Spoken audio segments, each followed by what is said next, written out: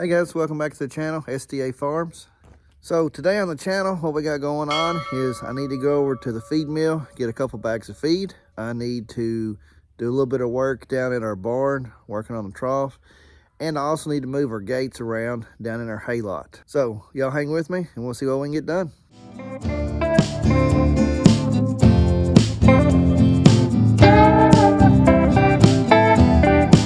All right guys, so we got back from the feed mill and now we're in the garage and we're going to be getting some supplies together to go down and work on the trough. All right guys, so I'm down here at the barn and I wanted to show you this trough here. So as you can see, this trough used to have a back end to it right here. Still got part of one down there. So this is where we keep our minerals, trace mineral salt. And those of you that have donkeys or horses know that they like to chew on things. And so, as you can see right here, the donkeys hasn't liked the fact that we've been a little late in getting them their minerals. So, what I've got to do, I've got to put a back on this trough. That shouldn't take very long, or at least I hope it doesn't. And then once I get the back on here, we'll put the trace mineral salt in here and it'll be good to go.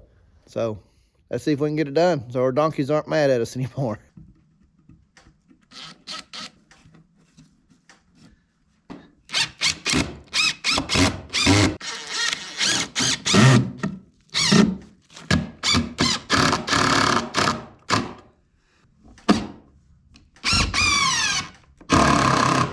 Okay, now I've got the 2x4 screwed on there, and I don't know if you could tell, but my drill battery is about dead.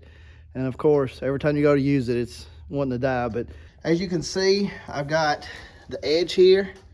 I opted to do the screws here on the edge instead of up here at the top and come up from beneath. And the reason I did that is just for ease. It'd have been better if I had some scrap pieces of 2x6 or possibly even 2x8, but I didn't. So I used what I had, but I opted to go on the edge here instead of setting it up here on top of the trough and then screwing up from underneath. And the reason for that is just ease. When this trough was built, it was built and then installed. It wasn't built here in place, and it was just a lot easier for me to do that. Now, these won't last forever. I fully realize that. The donkeys and the cattle will push on them, and when I had to replace them again, hopefully I've got some 2x6s. This barn was built in 1959, and my papa built it. He had the logs sawed off this farm, everything, every log in here when it was built. From these posts right here, these are anywhere from 5x5 to, I think some of the ones on the ends are like 8x8 maybe. Oak, red oak and white oak.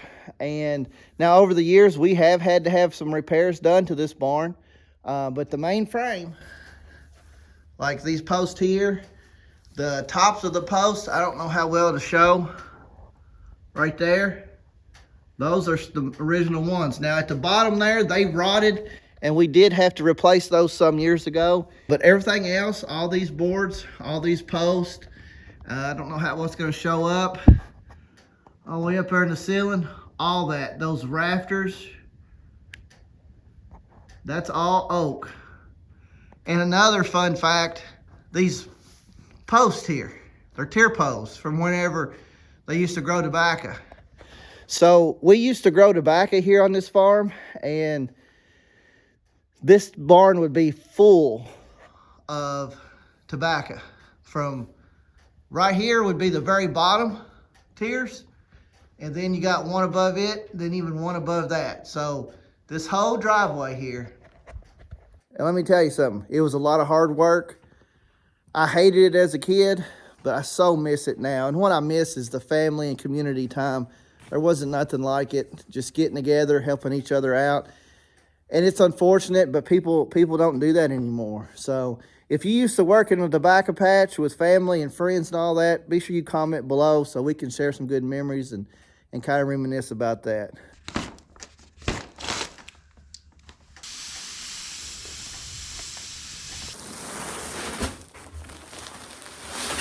All right, guys, so let's got the feet unloaded. We've also got the trough done. So now let's head out and get this gate moved so we'll be ready to open up the next 2 bales of hay when it's time.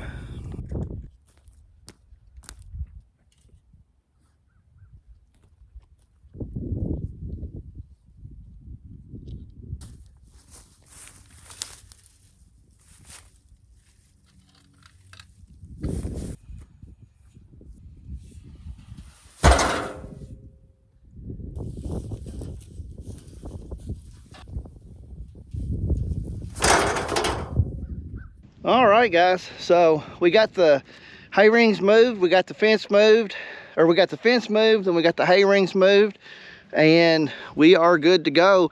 So they still got, let me show you up here, that bale right there they've not hardly touched, so that'll last them probably 4 or 5 more days. And then we'll be taking this fence here up, and then that'll give them access to this bale. And then that bale, that's the ring we just moved right there. And then when we take this fence here up, that'll give them access to those 2 bales right there.